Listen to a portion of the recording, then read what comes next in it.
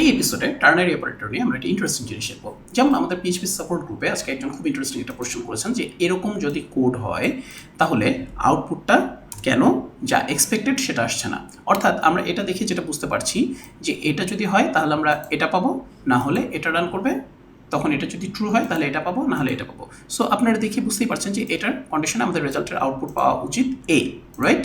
So আমরা যদি একো রেজাল্টটা দেখি, এবার রান করি, দেখেন আমরা পাচ্ছি বি। কেন? কারণ হচ্ছে এটার জন্য আপনাকে বুঝতে হবে টার্নারি অপারেশন আসলে কীভাবে রান হয়। টার্নারি অপারেটরটা রান হয় হচ্ছে লাস্ট যে কোশ্চেন মার্ক আছে সেটার আগ পর্যন্ত মনে করো পুরোটাকে একটা এক্সপ্রেশন ধরে। এটা আসলে রান হয় এভাবে, ওকে? যেমন এখন তাহলে এটার ভ্যালুটা কি হচ্ছে বলেন তো? এটার ভ্যালুটা যদি আপনি দেখতে চান তাহলে আপনি মনে করেন এইটুকুন জিনিস আমরা কমেন্ট করে রাখি। এবার যদি আপনি রান করেন দেখেন কি দেখবেন, এটার ভ্যালু হচ্ছে এ, তাই না?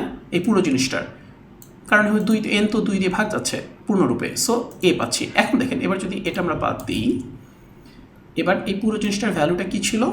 ভ্যালুটা ছিল হচ্ছে এ। এখন এটা কীভাবে দেখাচ্ছে? এখন এটা মানে পড়ে কী মনে হচ্ছে, কী হবে?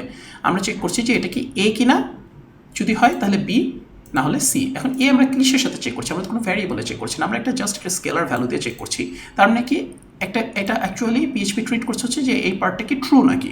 যেহেতু এটাতে একটা ভ্যালু আছে সো এটা ডেফিনেটলি ট্রু। সো যদি ট্রু হয় তাহলে বি, না হলে সি। এই কারণে আপনি আগের পার্ট আউটপুটটা দেখতে পাচ্ছিলেন বি, অলরাইট?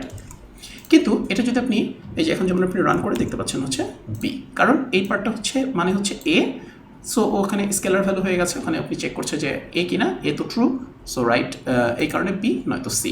এখন যদি আপনি এটা ফিক্স করতে চান তাহলে কিভাবে হবে?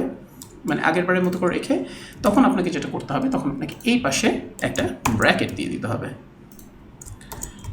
যে আমি এটা চেক করছি যে এটা কি ট্রু, যদি হয় তাহলে এটা, না হলে এটা। এবার কিন্তু আর যেহেতু এই কোশ্চেন সাইনটা একটা ব্র্যাকেটের মধ্যে আছে, সো এই পার্টটা এক্সিকিউট করে ফেলবে, অলরাইট? সো এটা এখন এক্সিকিউট করছে। এখানে কি আসছে? এখানে আসছে হচ্ছে অ্যাকচুয়ালি এন কি 11 না, এটা হচ্ছে সি। এবার কি চেক করছে? এটা কি ভাগ যাচ্ছে? হ্যাঁ, এ, না হলে সি।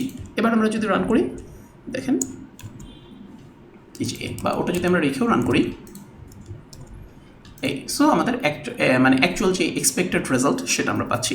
সুতরাং টার্নারি অপারেটর যদি আপনি মাল্টিপল নেস্টেড অপারেশন চালাতে চান, মাল্টিপল অপারেশন চালাতে চান একটা টার্নারি অপারেশনের মধ্যে, তখন আপনি যেটা করবেন এই কোলনের পরে একটা ব্র্যাকেট দিয়ে তারপরে শুরু করবেন, ওকে? না হলে এরকম আনএক্সপেক্টেড রেজাল্ট আসতে পারে। Alright guys, take care, bye by.